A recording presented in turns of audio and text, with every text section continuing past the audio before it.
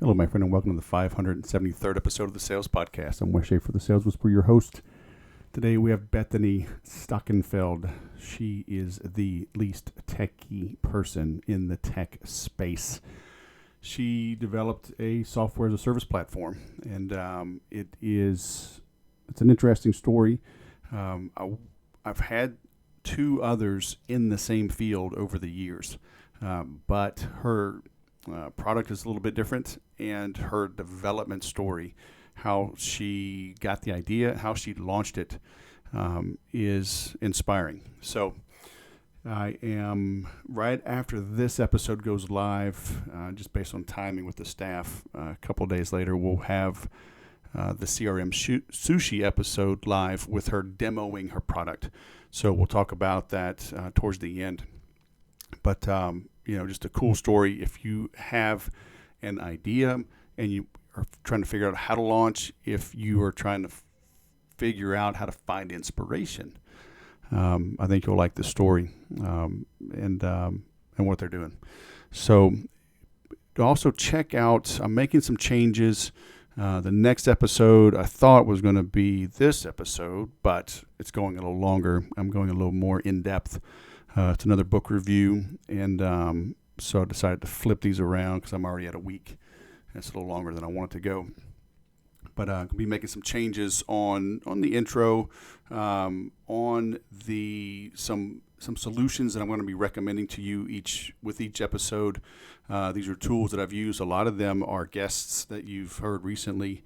And check out the show notes, though. So I'm including some additional links to the guests, to their sites, their social media sites, their offers, as well as some affiliate links from tools, again, that I use, guests that I've had on, products that I believe in.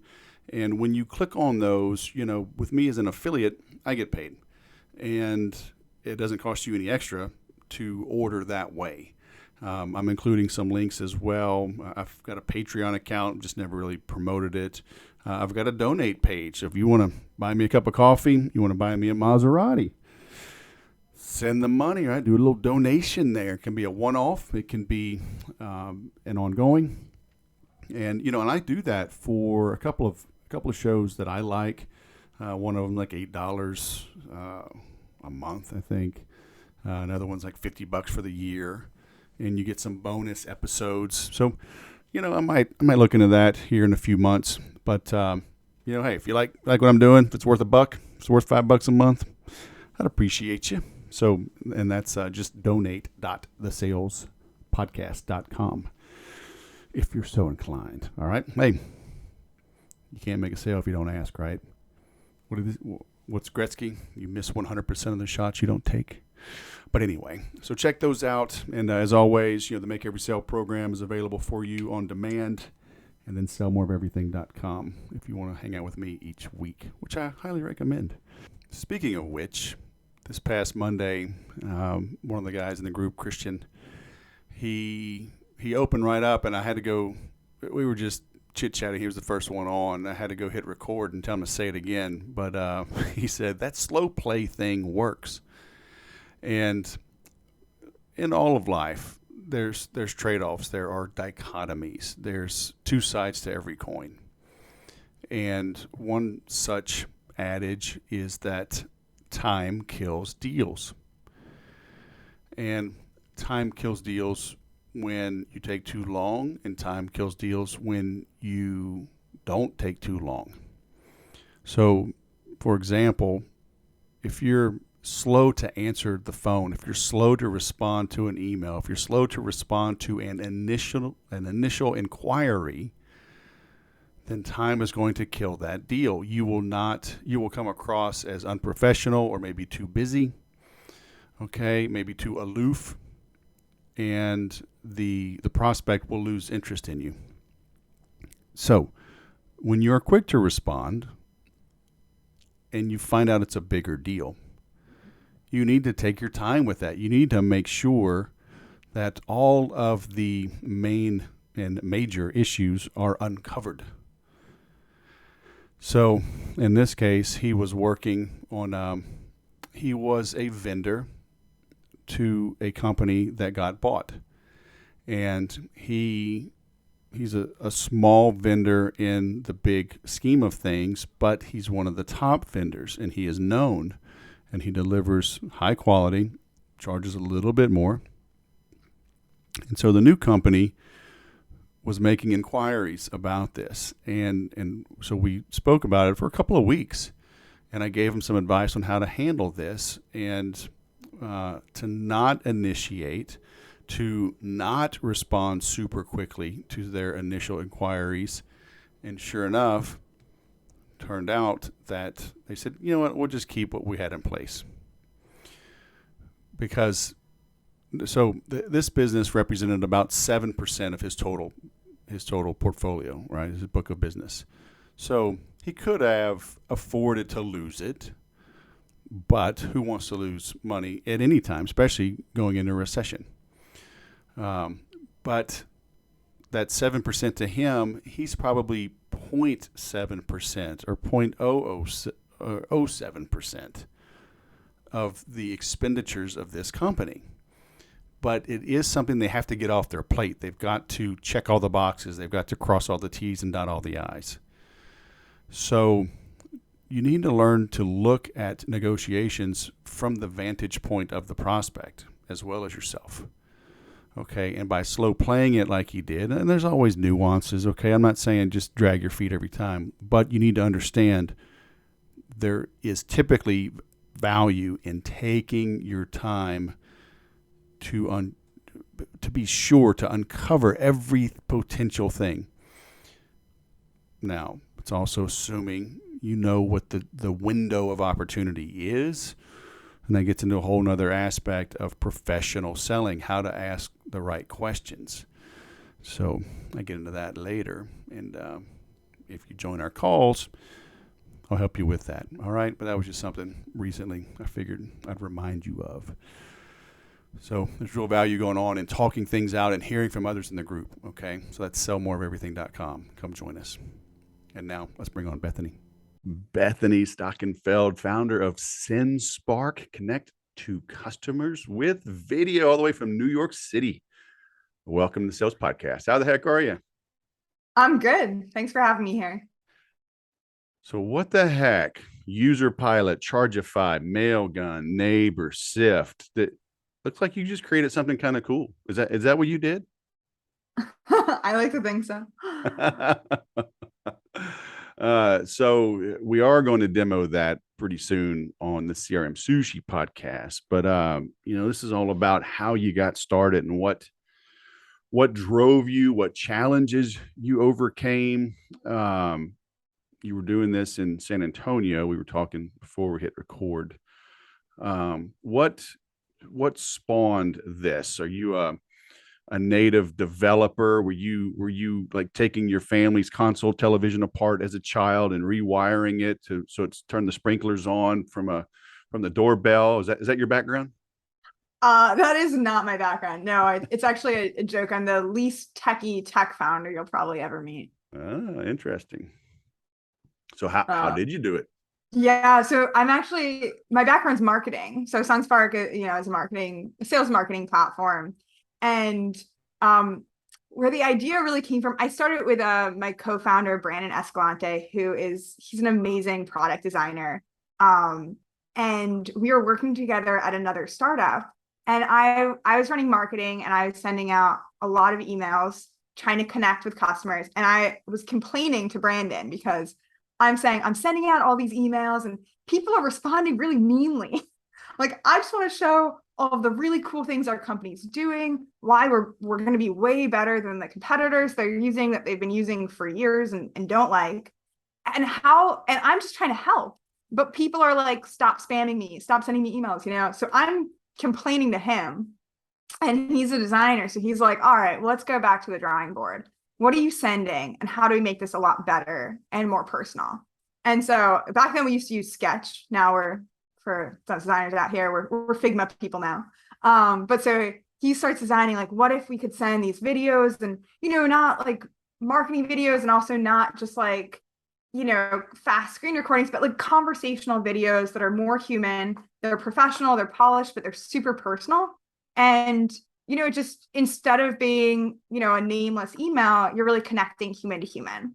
And so we started testing this out just very manually at the other company and found that it was super effective, but there was just so much friction to actually being able to create the videos. And of course, it wasn't just me, like I'm in marketing, but it really takes the whole team and, people in sales and customer success that were responsible for creating videos. And so there was just too much friction to really do it in a scalable way. Like we would use video if we really needed to get a hold of like one specific person. But I'm talking to Brandon, we're like, we need a way that this can be scalable and something that can really fit into your process. So you're not just saving it for that one time when you had a great call and the person doesn't get back to you and you need to re-engage them. But like, how do you like leverage that power in all of your communication, from outreach to onboarding to customer success? And so, we built Sendspark to not just make it easy to create personalized videos, but to also make it really fast and to fit better within the sales process, remove a lot of friction. Yeah, I mean, if it's not smooth and simple and damn near seamless, salespeople aren't going to do it, are they? Yeah, because like there's only limited time. Like it's like you have so many hours in a day, and you have to be using each minute effectively. Yeah, people they don't consider the little things. I've done analyses of different CRMs and how they load, and just comparing the refresh time on a screen when you click something. 3 seconds or 7 seconds doesn't sound like a big deal, but if you're on a computer, if you're working on a machine all day long, you're going to click like 500 times, 1,000 times. I don't know. Yeah. And 3 seconds versus 7 seconds. Well, there's a 4 second difference.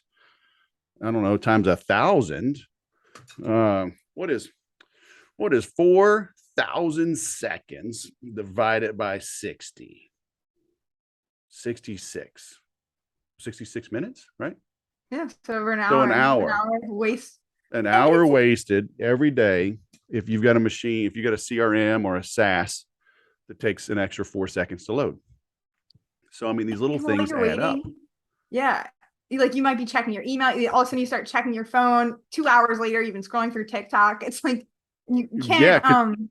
Because that's the law of unintended consequences, right? Because it does take a long time. So it's not just that you're that slow. Yeah, I can't tell you how many times I go to look somebody up on Facebook or Twitter or whatever, and a headline hits me, and I'm down this rabbit hole, and I go back to my email like, oh yeah, I was supposed to look that person up.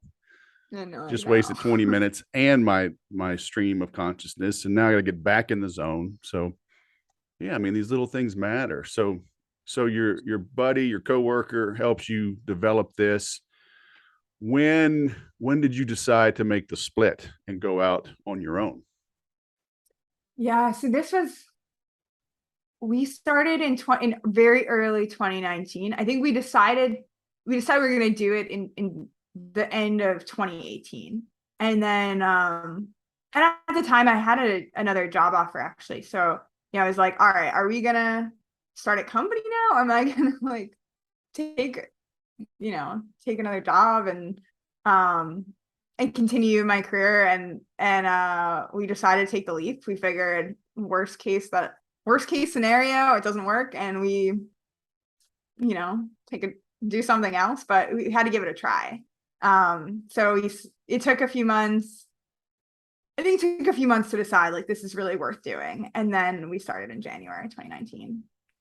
So when did you first talk with him about this email issue? Like, what's the time frame from like, hey, I'm getting yelled at, to developing something and leaving? Okay, so I know we left in December, and I remember being cold when I talked to him, which makes me think that it was like, it could be winter, but also I was living in Minnesota at this point, so that doesn't say that much. It could have been like August. So I don't remember, but it was only a few months. It was like, we had a conversation maybe like 3 or 4 months, and then we decided. And we definitely thought things would be a lot easier. We're like, yeah, so we'll just start this company and in like a month, 12 million customers. We're so naive. So what was harder than you thought? I think things can take a lot longer. And I mean, one thing too is like when you have an idea for a product, that's great, but you have to actually build the product. And so I think a lot of the things early on was like, how do we start this company before we have like the complete version of the product, which now, you know, we're 3.5 years in, and I think that there will always be more to build, you know, like there's never a complete version. And so, you know, that was like an adjustment early on, is figuring out, you know, especially coming from like a more marketing perspective, like how do we build this product in a way that it's solving like the most important problems right away, and that people are able to start using it, so we don't spend, you know, a year developing before we go to market. We're able to have something very small, and then, you know, and then have some customers, and then build a little more and grow a little more. Is that the whole minimum viable product, the MVP? The MVP. Yeah, we use the MLP at Sendspark, where it's the minimum lovable product, because you know, you have to make sure like it's not just going to work, it's also something people want to use. Right. So how did you do that? How did you know? What did people pay for first? Did they pay like a little small amount to be like beta users, and then you promised them like a discount for being early stage? Or how walk me through the pricing? The pricing. So when we first started charging, then the pricing wasn't even connected to the product. So we were basically just asking people to pay, but like if they didn't, nothing would happen, you know, like they could still use it. But you know, most people did. I mean, it's the honest thing to do. And the very first version of Sendspark. So you're saying, hey, I got this new thing. We'd like to charge you, but it's new. So like if you want to use it free, that's cool too, but we won't be able to eat and continue developing. But I mean, yeah, we're like, do you want? Yeah, exactly. It's like, we would really appreciate it if you pay it. Oh, and also, how much do you want to pay? You know, like we were just asking them. Were these people switching from an existing product, right? Because there's free tool, like Bonjoro has a free version and there's some paid version. BombBomb's a biggie out there. Their stuff is paid.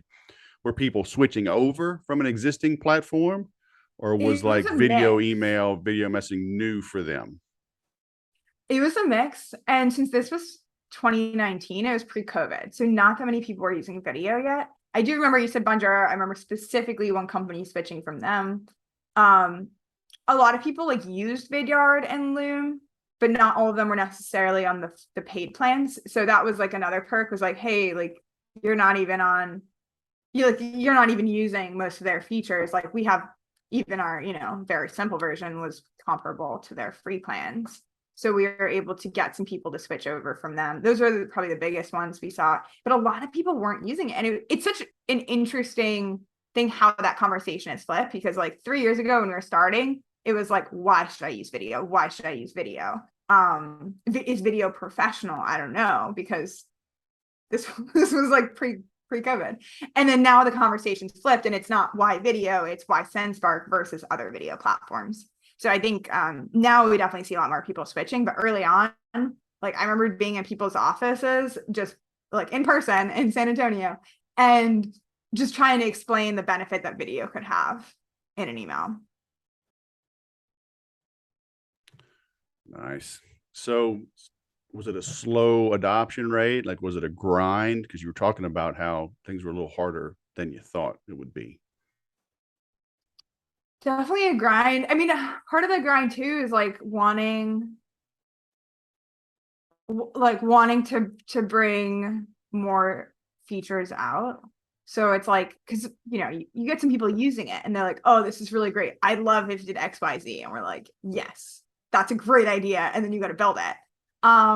So I think that like that was always a little bit, we were never in that mode of like, we're just going to try to get as many customers as we can. Like, especially for the first maybe 2 years, it was very much like add a few customers, make sure it's working for their use case, and then and then build those, because like you don't want, like we wouldn't want to get like thousands of customers right away that we can't support, and then they're like, oh, this isn't a good product. So early on it was very slow and very manual, and a lot of it was too in person. Like we would stand behind people, like we would go to public places and then like just stand behind them and try to be as quiet as possible and watch them use the platform, and just like see like where are they getting confused, where, and we'd give them a tap. We'd be like, okay, sign up and send a video. And there was a lot of little things we caught early on that seem insignificant, but I'm sure it added a ton of friction. Like we used to have a login method that, like, instead of having a password, would require you to go to your email every time you log in.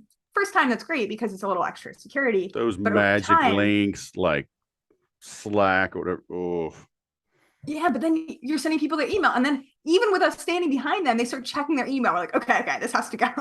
yes. Right. Yeah. So you were a Well, stalker. Okay, good. just a nice stalker. No.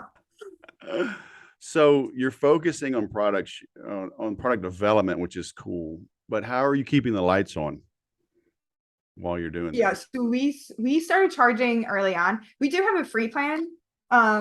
So especially now our plans are a little bit more developed, where it's a free plan. You're able to kind of get a taste of video, and be able to use the core functionality to record and send video emails.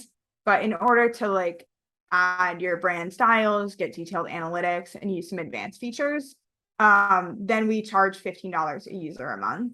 And that pricing, I think we've had for a long time.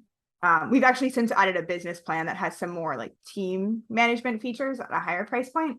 But that $15 plan we had early.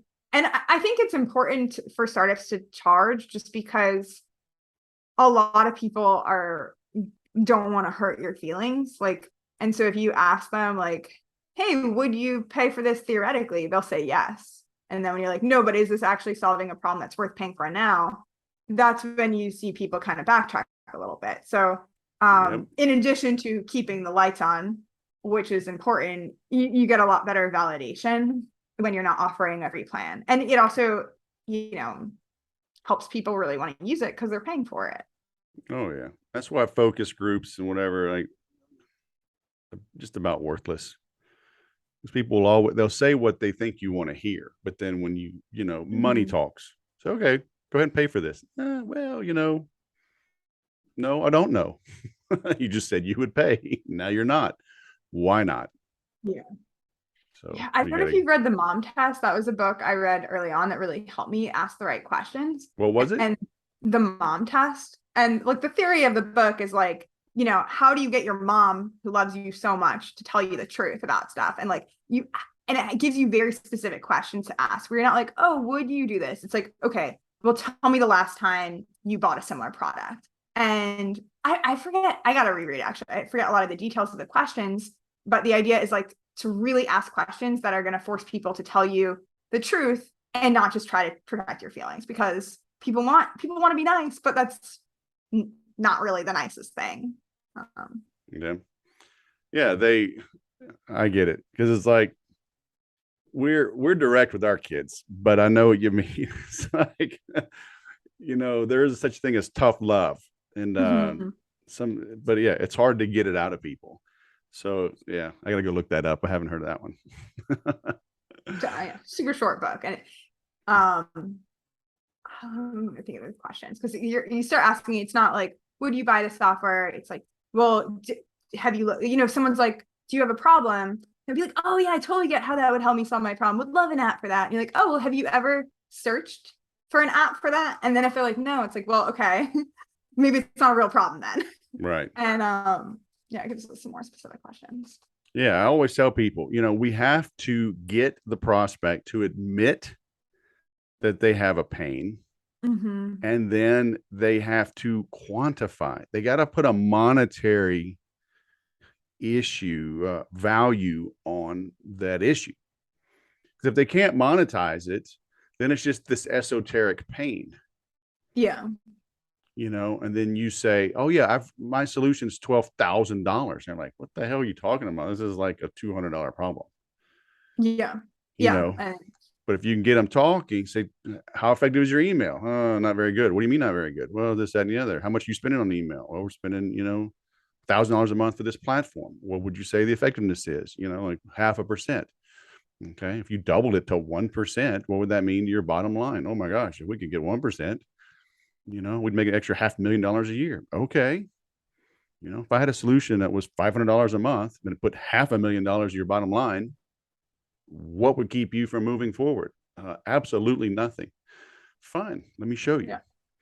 Yeah. But until you get them to quantify it, they just, it might be nice to have. And that's why people have problems closing the sale. They're chasing deals that aren't really deals. Yeah. Sales, the old school selling, like, never ask a question that they can say no to. Like, I want to hear no very early. Right. Like, hey, Bethany, I was thinking about flying up to New York City and taking you out for dinner. What do you think? You go, well, I'm married. Oh, good thing I learned that before I bought my ticket. It's like, but we string things along, right? Because we don't want to prospect. So we hold on to these deals that aren't really deals, because we hate those Monday morning sales meetings and pipeline reviews. But I digress. No, I agree. It's good to hear. Like, no's are good. Yeah.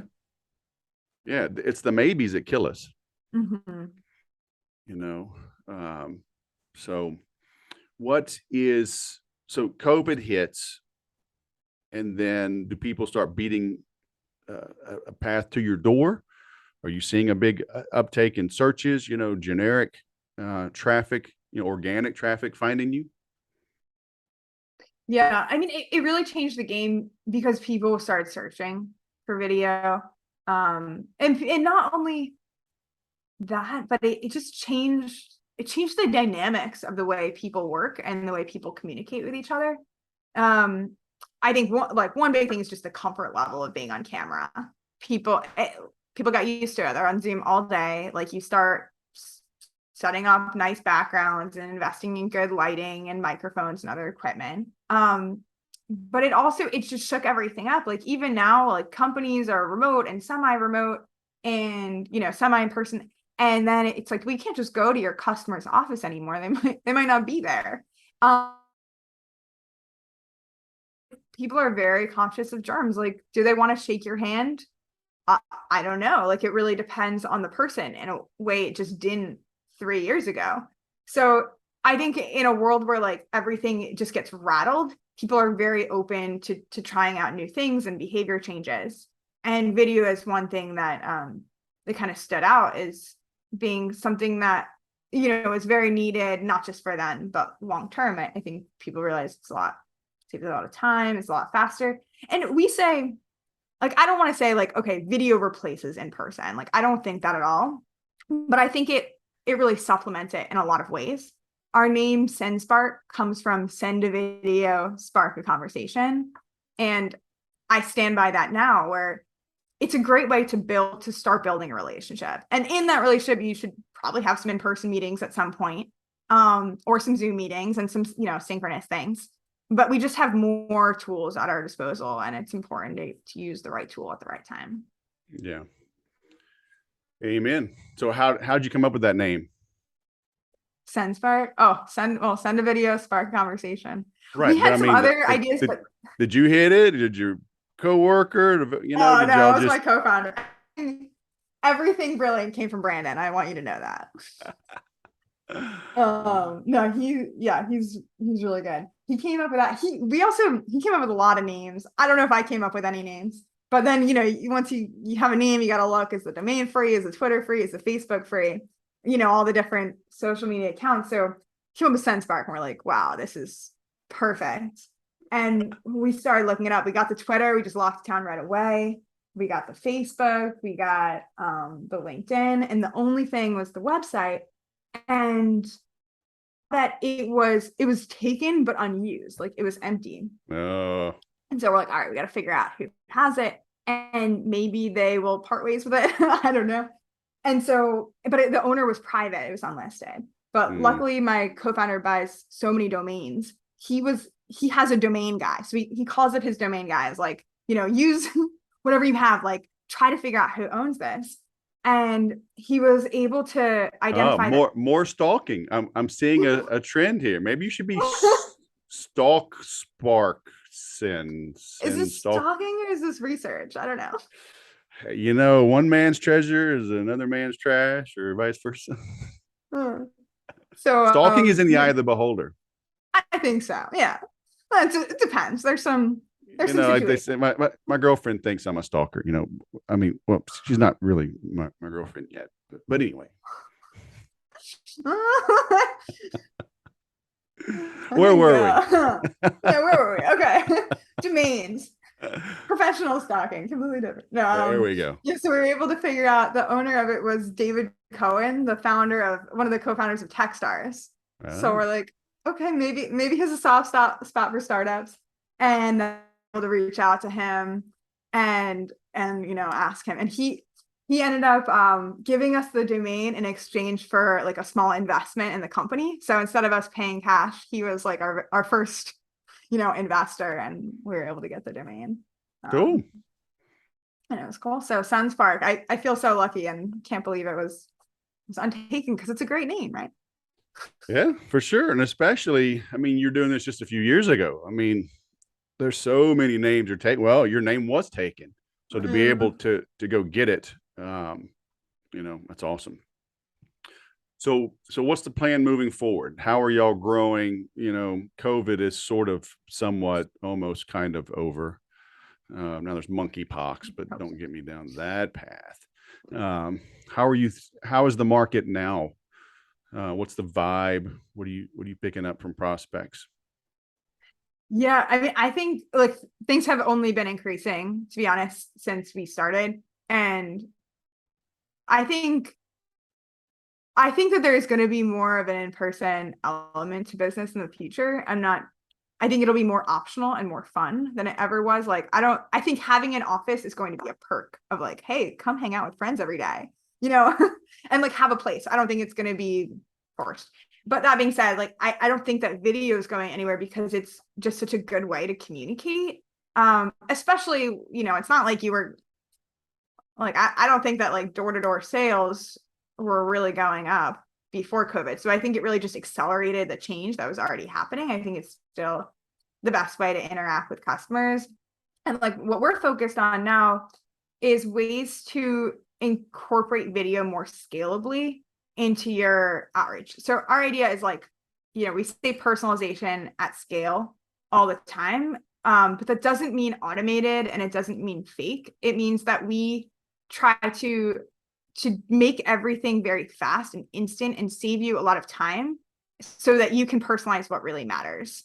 And whether that means you're just personalizing the first 15 seconds of a video and then using a core template, or you're able to use dynamic variables in the video experience like someone's first name, company name, and things that make the videos more relevant to them, even though you're sending out one video to a lot of people, because it's a support video or a Well, tutorial or people don't do something. that. I get essentially no video emails, maybe one every 2 months. I mean, so essentially none.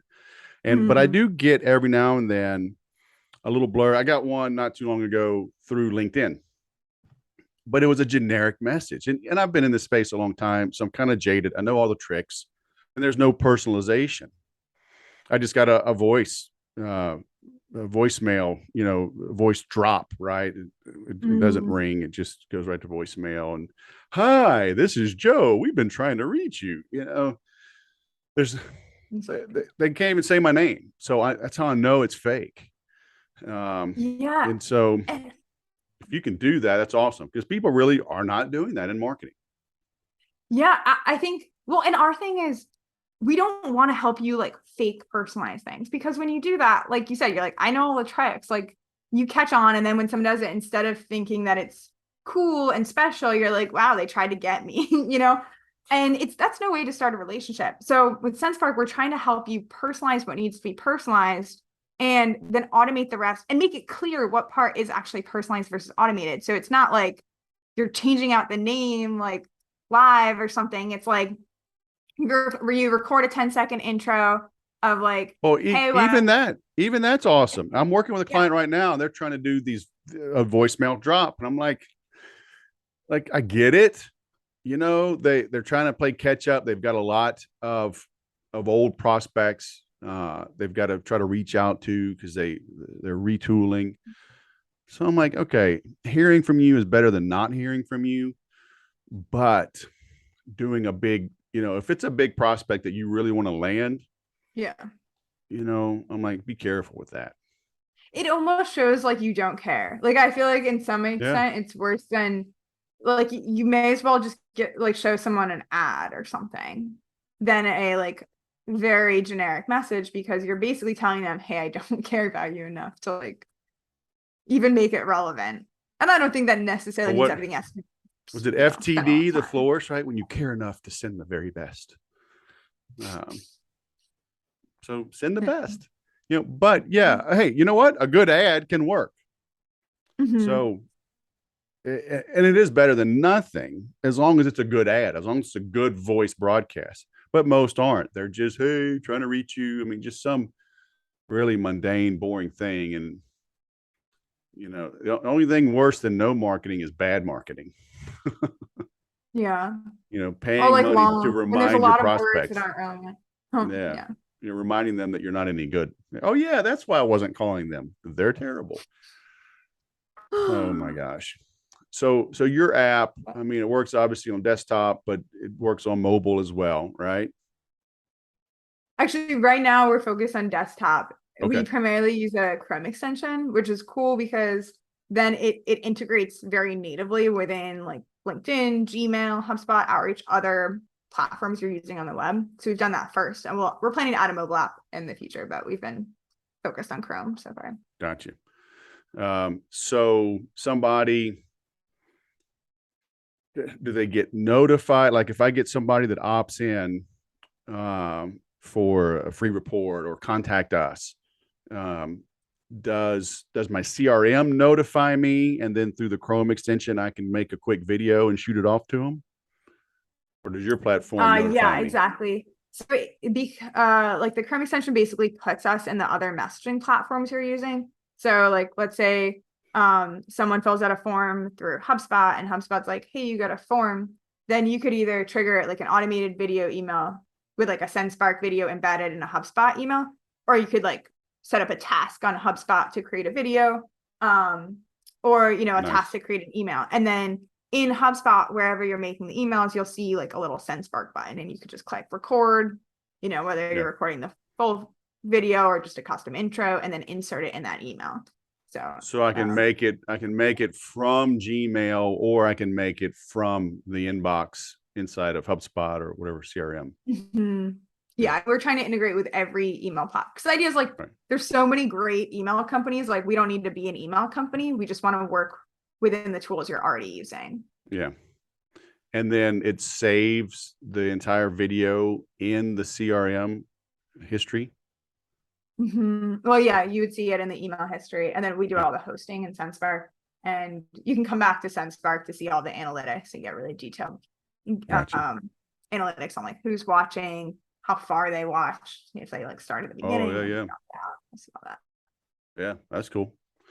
Yeah. Very nice. So we were talking earlier before we hit record. You got a little promo for our listeners to try it. Oh yeah. Would love for anyone listening now to use Sendspark. So the code, so basically you can create a free account and then upgrade to any of our paid plans for 33% off for 3 months. So just use the code at checkout, sales podcast. So the name of the podcast. So if you just enter that in, you'll see the price drop and you can go ahead and take advantage of that So deal. 33% off for 3 months. Mhm. Nice. Okay. And then your pricing, is it month to month? Is it like do an annual and get a discount? Yep, it's month to month. It starts at $15 a user a month, and then if you pay annually, then you save like 20%. So it drops down to $12 a user a month. Oh, cool. Yeah, I mean that's nothing. That's And you'll see the ROI in, probably just one video. Well, yeah, I mean, I hate the analogy, but it works because you hear people like, if you make just one sale, it pays for itself. You know, but it's true. A lot of things it's Yeah. true, but you got to go use it, right? Just owning it and not using it won't make sales happen. And if you're not comfortable with Yeah. this stuff, it's like get over it, get comfortable. What I We're in the usually world of live recommend, streaming and video, so get going. we hear that all the time. So my tip when you're getting started, if you're like, I know I should use video, but I'm uncomfortable, I don't know what to say, pick one thing, like one point in your sales process where you're always going to send a video. Like maybe it's someone books a meeting with you and you want to, make sure that they actually show up to the meeting. Then you always record and send a quick video to them and do that for like a week or two. And, you'll probably make like 100 videos and it's going to be easy because they're all for the same kind of purpose. You get a feel for what you're saying. It's not scripted. And then like all of a sudden video becomes second nature and you'll start using it for all these other use cases. But you Yeah, have to just pick one that's like your trigger point that you're like always going to do a video for that. And then, the habit creates itself. yeah. Well, the old saying, anything worth doing is worth doing poorly. Is that how it goes? Yeah, it really is because it's worth doing well. You're not going to do it well until you do it poorly a bunch, Mm, right? And then you'll get good at it. I'm going to wait till I get good. You're not going to get good. You got to be yeah. willing to look foolish, to look silly, to make mistakes, you know, and then you'll get good. An expert has just failed more times than the amateur has tried. I think, yeah, I've never actually heard that like phrase, but you're right. Like that's exactly what it is. You just need to do it. And also it's probably not as bad as you think it is because we're all No, our own harshest critics. So you're here like, I made a bad video and everyone else is like, they made me a video. Wow, that's amazing. And then all of a sudden exactly. you're really good at it because you've Yeah, I done it a always bunch. tell people you prove you're different by being different. Right? All these salespeople, oh, but we're different. Once I get in front of a qualified prospect, they can just see. I'm like, your job is to get in front of those qualified prospects. You prove you're different by being different every step of the way. Mm. And I'm always telling people this, right? So like you're married, you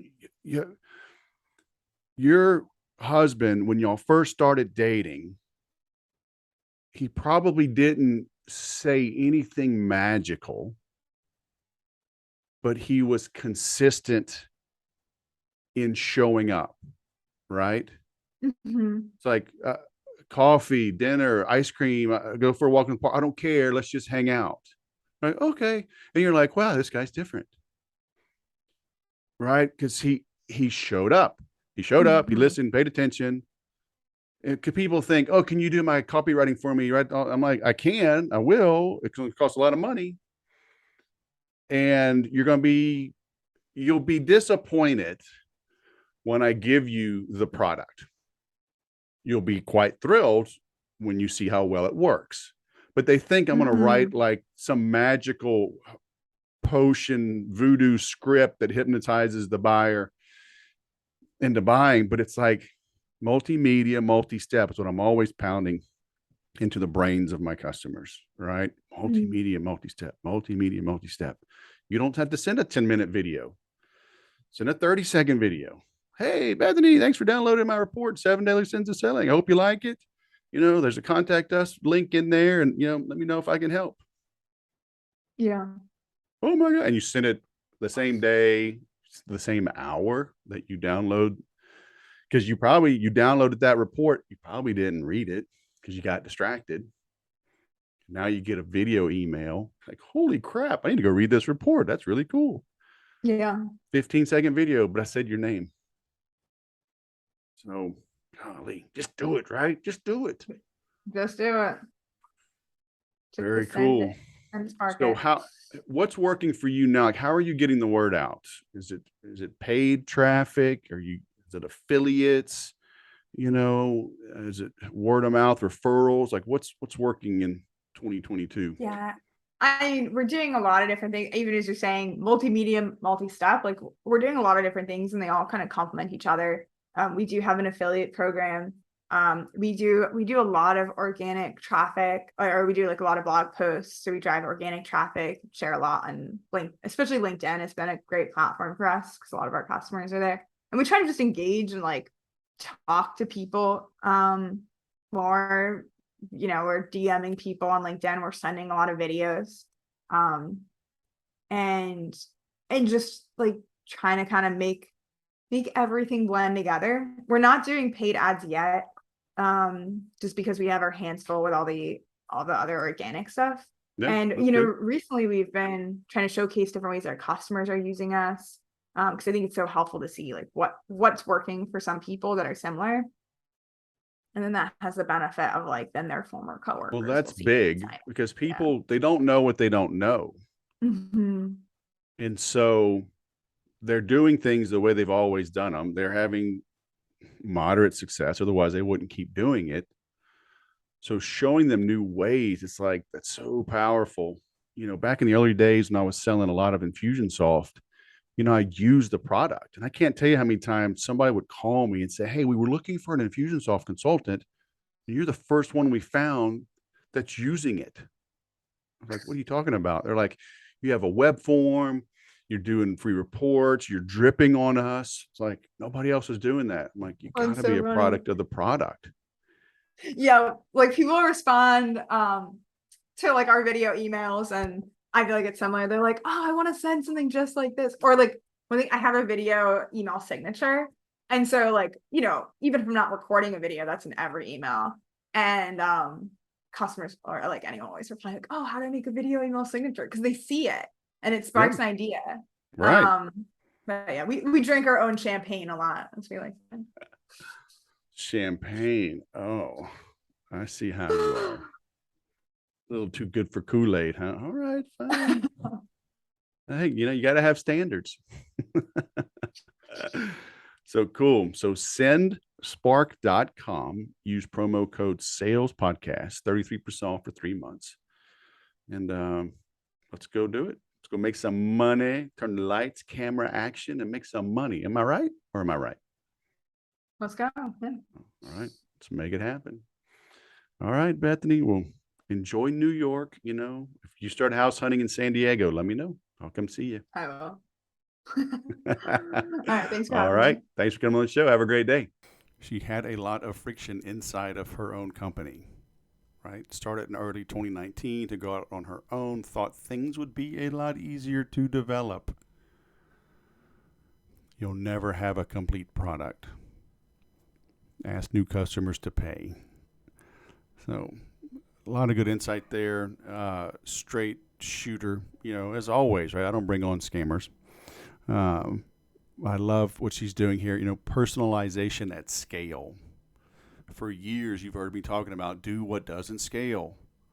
Every day I'm deleting emails. Every day I'm deleting LinkedIn messages, just ignoring them. They're just bad. I can tell that they are not personalized. You need to figure out how to make your prospects feel special. I've got a client right now. He's a heart surgeon. He just messaged me that he's using, it's a competitor to Sendspark called Bonjoro, but I didn't know about Sendspark before. So, I give my clients what I know. But he said, hey, I'm just using it right now. I love it. Thank you. So this is a heart surgeon, right, offering a $12,000 to $15,000 coaching, program to help you get control of your metabolic health. So some interesting stuff, but make your prospects feel special. Video, text message, a handwritten note, some personalization. And the way that Bethany is doing it, right? You can personalize the front half and then embed whatever. So it's not like you have to spend an hour on every person. You literally spend 5, 10, 15 seconds doing a greeting, then merge it. So figure out how to use tools like this. Okay, it will help you stand apart, and you need to be standing apart now more than ever. All right, there's Maisie. I guess that's my sign. It's time for bed. It is. It's time for bed anyway. I usually go to bed early. I'm staying up late just to get you this. So I hope you appreciate it. If you appreciate it, go to donate.thesalespodcast.com and throw me a few bones. All right. Thanks for listening. I'll go sell something.